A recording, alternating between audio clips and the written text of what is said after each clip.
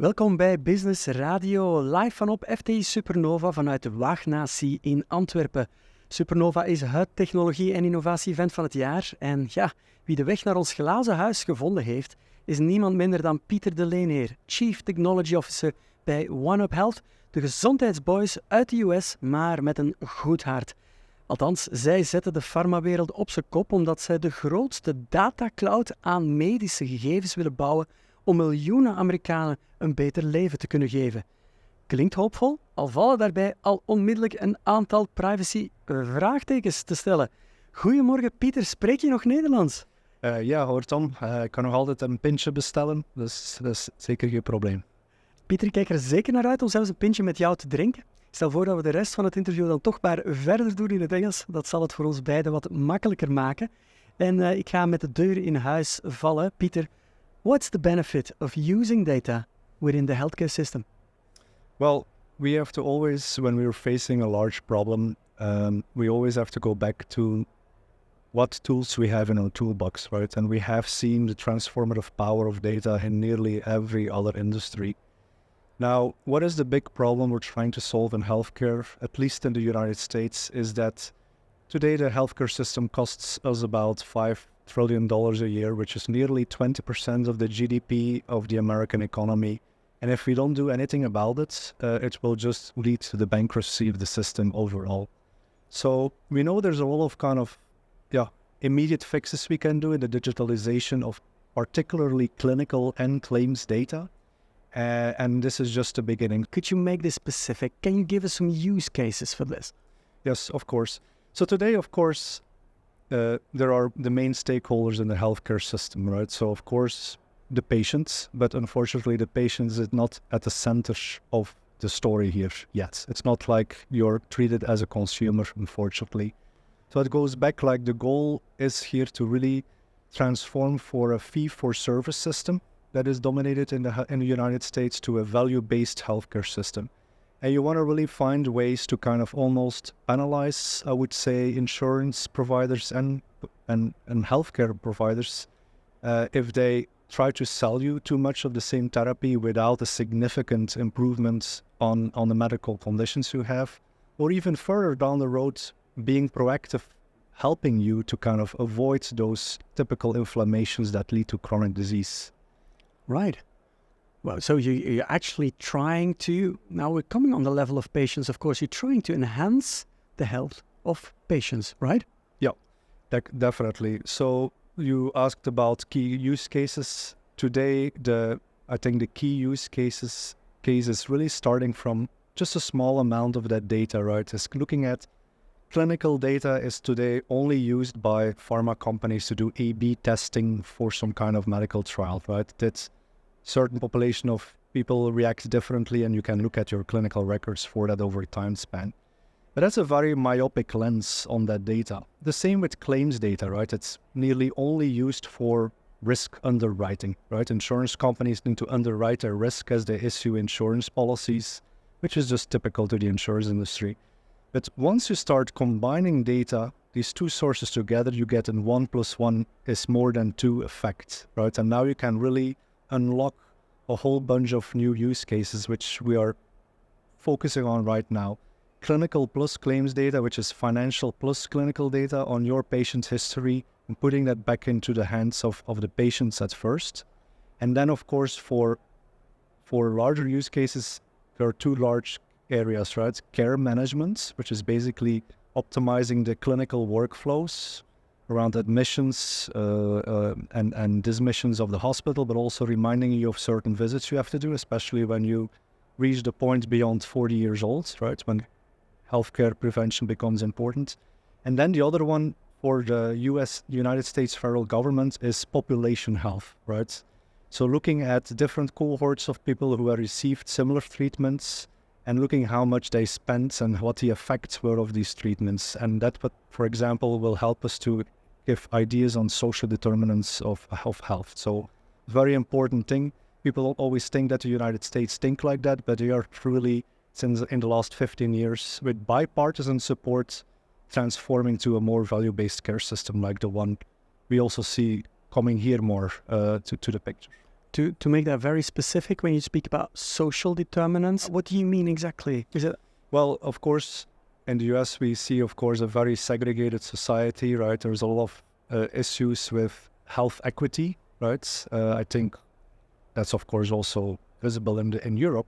But specifically, for example, predominantly black communities, predominantly white communities, there's, of course, an immediate effect which you inherit from the moment you're born, right? Your environment, the demographic determines lots of the options you get in your life. There are two large determinants of your longevity, right? Which is your access to healthcare, right? And the second one is being informed on how you can drive a good lifestyle. And these are your social determinants of health, basically. For these reasons, you're going to use that data? Yeah, we are not going to use that data, right? But we want to unlock that data for then downstream for healthcare planners, basically, or providers to make those use cases work. And of course, the data will always be in control of the patient. There's still consent mechanisms. There are federal regulations like the HIPAA regulation that determines the portability, right, and the access of healthcare information. And it's very strictly, of course, strictly kind of regulated. Followed and observed. Yeah. I'm going to try to make a bold statement. Are we reaching a point where we could say data is actually going to save my life? Well, that's a hopeful on the long run. You know, when I did my keynote earlier, most of the astronomical cost of healthcare today is around the four main chronic diseases, right? So, cancers, metabolic disorders, cardiovascular diseases, and neurodegenerative diseases. And they're all kind of related to each other by a common set of risk factors. If we can start influencing those risk factors by understanding the data about the correlation between risk and behaviors and tactics in our life, and how that affects the development of those inflammations, that is really a powerful given.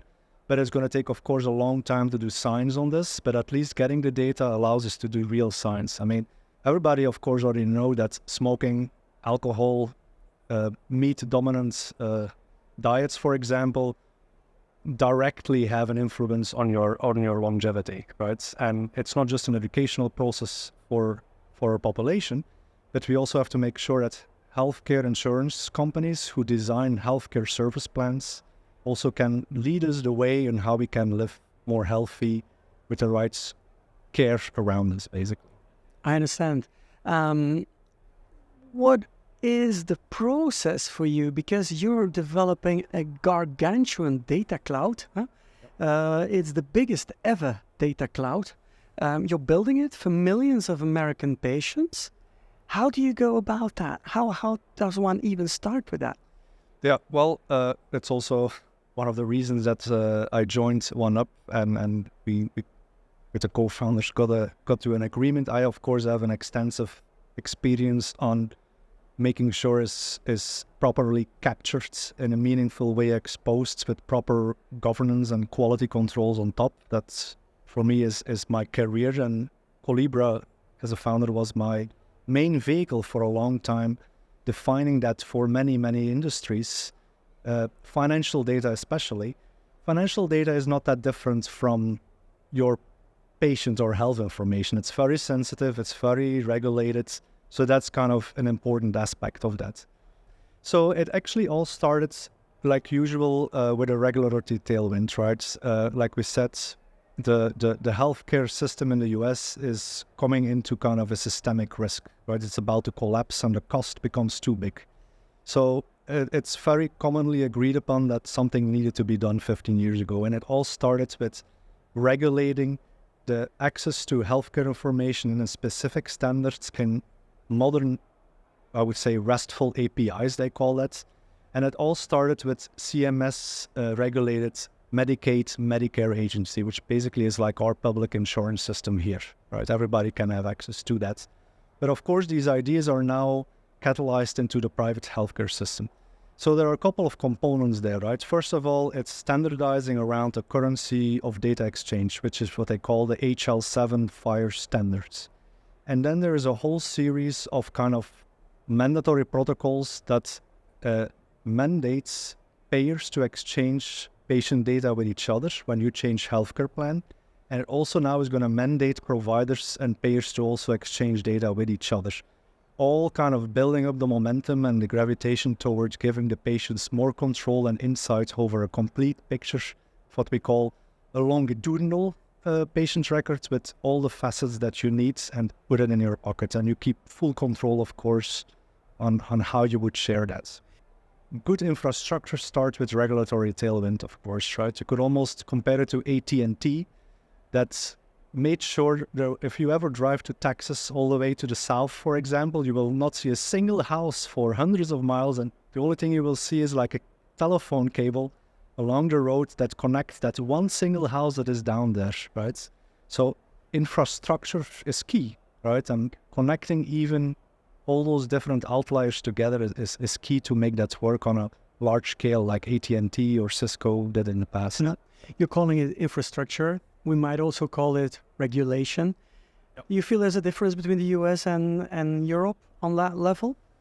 Well, of course, Europe is very focused on privacy regulations. We have seen GDPR, and now we have seen the AI law, right? It will also ban certain applications driven by AI that influence so-called behavior, right? And it has really kind of influenced a lot of the regulations in the States too. But here we're really speaking about healthcare interoperability, right? Forcing the ecosystem of players to not lock up that patient data, which, like I said, is in 9 billion faxes a year and is not even digitalized. It's not even put together in the right way. It's basically useless apart from these small use cases that benefit themselves, like underwriting and clinical trials. There is a different vision in Europe and in the US. We all know that. Let's talk about it a little bit more in the second part of our conversation, because this is hugely interesting. Or to say it in Dutch, als sla je me dult, dit is kei boeiend. We gaan er even uit voor een korte break. Maar we zijn zo bij jou terug met meer Pieter de Leenheer, Chief Technology Officer bij 1upHealth. Straks heeft hij het natuurlijk over AI, maar ook over een holistische benadering van de gezondheidszorg. Tot zo meteen. Business Radio, live from FTI SuperNova. Life's a venture.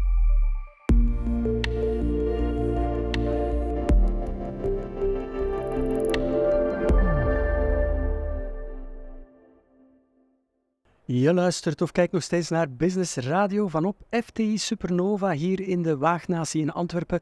En ik praat nog steeds met Pieter de Leenheer, Chief Technology Officer bij 1upHealth. Pieter, lekker warm hier in de studio, gaat het? Het is er lekker warm, right? Ik dacht toch een spa-treatment te krijgen ergens in Antwerpen, maar het zal niet nodig zijn. Wel, we gaan jou alvast ook een nice treatment geven for the second part of our conversation. Let's focus just a little bit more on the ethics of gathering data, data of patients. You already said, well, there's not that much of a difference between financial data, patient data. It's all very, very sensitive. And I'm just wondering, which ethical considerations are at play here? Ethical consideration is like a say-all words for a lot of things, of course, right? I'm just going to give you an example of the fact that, we should already be worried in general, right? Last year, I was in Miami, Florida, for the first time, I think, in 5 years. I was there the last time when my wife was pregnant of our second one. And I came into Miami and Google told me, you were here at a restaurant 5 years ago. You want me to make a reservation? So ethics, the data is already out there. The data is already put into work for us in some way. And when it comes to healthcare data, the data is already in places which are much less safe than the clouds, right? The laptop of your local doctor or the healthcare record system that can be breached anytime. I mean, we saw even the Princess of Wales clinical records being stolen in a London hospital. Yeah. So the data is already out there. The only thing we can do now is there's such a transformative power we can see. And we need to have this mind shift where we can say, look, if you give your money to a bank, you trust the bank with their fiduciary responsibility to invest it as such and give you full transparency into their investments. And I think we have to have the same mindset with data, in my opinion. with proper quality and governance controls, I agree. But by moving data into the clouds, now you can actually kind of also observe how the data is being used downstream in a much more automatable and consistent way, right? So if you give your data to a healthcare company and you know they're going to use that, invest it for your better healthcare down the future, not just for you, but in general for the population, I think that's a nice premise for us to get into the mind shift. And then we can talk all about technological consequences. And that's why we're also a tech company where we have people who built data governance software before, people who really understand healthcare sensitivities. That's why we really need to make sure that we create that brand for us so that large provider systems like hospital systems and insurance plans trust us to manage that data on their behalf. Just to make this very specific, because you try to evolve to a better healthcare system, better health, actually also for patients. Let's make this very, very specific, because if I understand this well, you're also putting the pressure on the doctors and on the healthcare providers. Yes, well, President Obama in 2009 already enacted the ITech Act, which basically really incentivized, that's a nice way to say, forced healthcare providers to adopt electronic healthcare record systems, EHRs. Of course, large hospital systems have the budget and the money to really embed it into their overall enterprise software and enterprise data strategy. Of course, the doctor around the corner, that's a different story, right? So there's still a lot of exchanges of paper notes and faxes. And like I said, again, this is much more unsafe, that data in that place, and much less value than it is now, right? So, but very specifically, what are you asking of the doctors? What do they have to do for this new data-driven healthcare system? Well, we don't control the doctors, right? That's regulations that will drive how they organize their practice and how they digitalize the practice. That is an ongoing regulatory story. Of course, but what do you need? Our biggest focus today is basically payers, insurance companies. That's how we came about originally, right? We came out of that area of CMS, Medicaid, Medicare programs who get quality measures. They give actually reimbursements to insurance companies based on the quality of care they deliver. So if you don't readmit it for the same time twice, that increases the score of that company. And that now starts to inform private healthcare companies as well. So it's all kind of a gradual catalyzing system of increasing steps and regulation, whereby at the same time also all the stakeholders, including the patients, start to see the value of that. Right? So still remains a little bit abstract for me. I'm really sorry, but just to make it very specific, because it's very important to understand what we're evolving towards. You're saying we need to make sure that insurance companies and healthcare workers collaborate, work together, exchanging data in order for you as the patient to receive better healthcare. Am I seeing this right? That's right. Yep. Yeah. In most cases, if you go to a new doctor for the first time, they don't have your patient history handy, right? They just start to ask you all kinds of questions about when was your last vaccination for XYZ. You simply don't know that by heart. I do know, but if I pull up my phone here, what did I order at Amazon for the last 10 years? And Google even knows where I was 5 years ago. So you see, so we already have those technologies, right? So we just need to use them. But if you want to go a little bit deeper, well, when millions of Americans every month change their healthcare plans, right? They do that on the average 40 times in their lifetime, I think. I don't know the numbers exactly, but many, many times. So all your patient history is scattered around across dozens of different stakeholders, right? It's not in the right place. So you cannot really build a whole patient history without having a platform that brings that together. Now, you as a patient are always in control, right? You when you change healthcare plan, our platform enables third-party app developers to offer an app to patients to say, hey, you're changing healthcare plan. Do you agree that now all your patient history will also be moved to your new healthcare plan? And here are the reasons why, right? So, I do feel that we might have already part of that in Belgium, and it might not exist in the States because we have a medical file that's kept by the doctors here in Belgium, and that sort of is exchanged between doctors. I think maybe in the States this is in a different phase of its... Yeah, of course, the States is 33 times larger in population, and in Belgium we of course have more kind of coordination of the information flow that is necessary. I even heard about some interesting cases where you can even use your blueprint authenticates into a care community and get specialized services around that. That's all very fascinating and tech fancy. But you also have to look into the unified labor market in Europe, right? If you're an expat spending your life like I did before I moved to the US, working in different EU nations, that might be more complicated than moving between US states and bring additional levels of complexity, right? If you go to a doctor in Portugal, you live there, you work there, and language becomes also an important problem. Again, data and technology could overcome all these complexities for us. Just looking at the technology you need to accomplish what you're aiming for, does AI play an important role? Well, artificial intelligence, of course, we're currently in a very hyped experimentation phase with AI. AI is already used in many cases, I would say. For me, artificial intelligence is just another toolbox that you would use to get insights from data and drive decisions, right? Just like reporting or analytics does. And the technology foundation is just the modern data stack. It's based on open standards. Everybody can build on that. You could just, and it's all about, ingesting data at high volumes and velocity, making sure you can trace the flow, the transparency into data. Where does it come from? Who touched it? We call it a chain of custody of the data.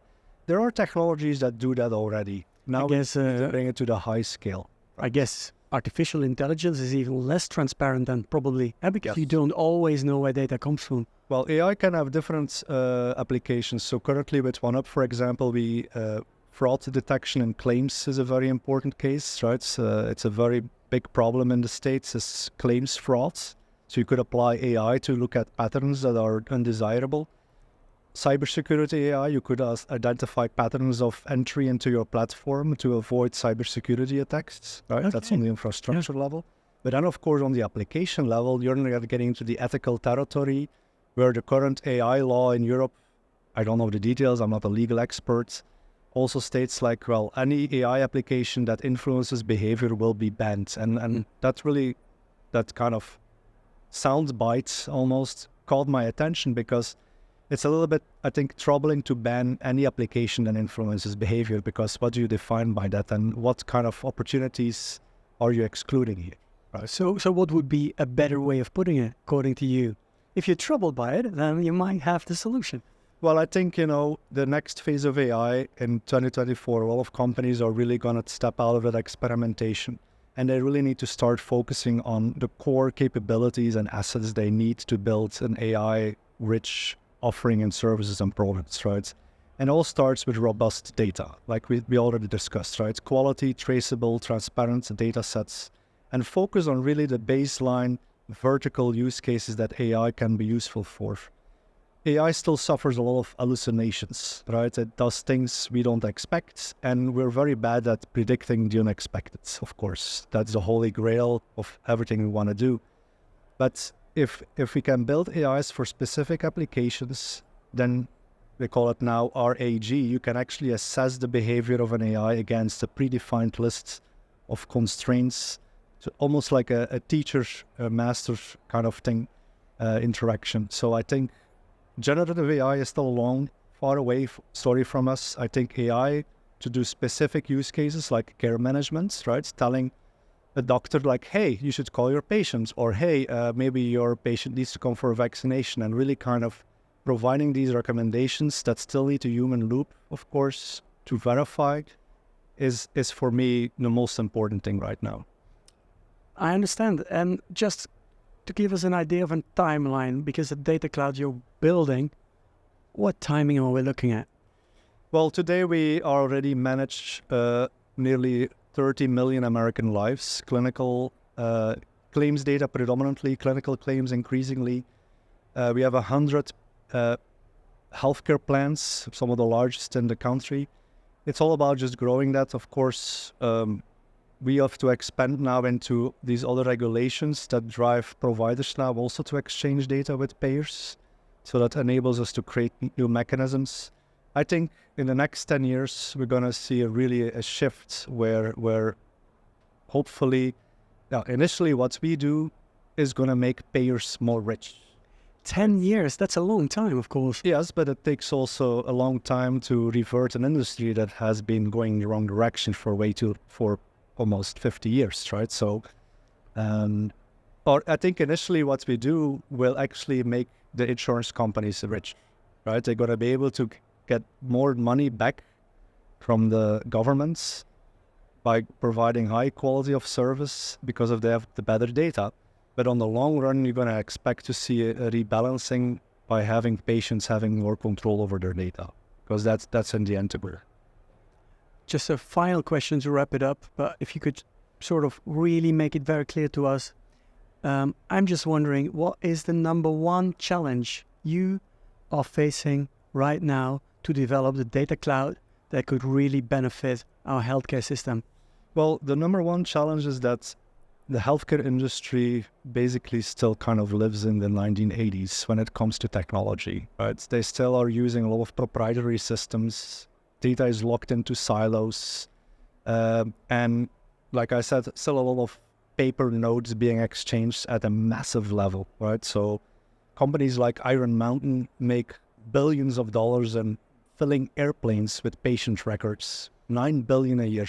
So that is really kind of this almost like straightforward challenge, is kind of making sure the CIOs of healthcare organizations make the step like CIOs did in financial organizations to really migrate into the clouds and trust that the cloud strategy is really the future for compliance and privacy. But at the same time, of course, also a lot of healthcare organizations, their data strategy is interrupted or slowed down because of a volatile environment. There's a lot of massive mergers and acquisitions happening, which kind of always reboots the strategy and has to take a step back. So the technology is not a challenge. We have the technology. It's all about now, getting the paperwork out there in the digital realm. That's what it's about. Yeah, and getting smarter CIOs into these organizations. Yeah. Pieter, thank you so much, because this was a very, very, very interesting conversation. I'm remembering that on the one hand, you have still quite a lot of challenges you face. We know that there are some risks attached to gathering data, but at the same time, I'm remembering that we shouldn't be too worried about sharing data, because it could enhance our healthcare system, and in the long run, even it could also enhance patients' health, and that is crucial, of course. So thank you so much for sharing this with us here on SuperNova. No, it was a pleasure being here, Tom, and thanks for inviting me. Thank you so much, and I look forward for our next conversations in 10 years when we're going to discuss the state of health at that point. Thank you. Looking forward to it. Take care. Bye.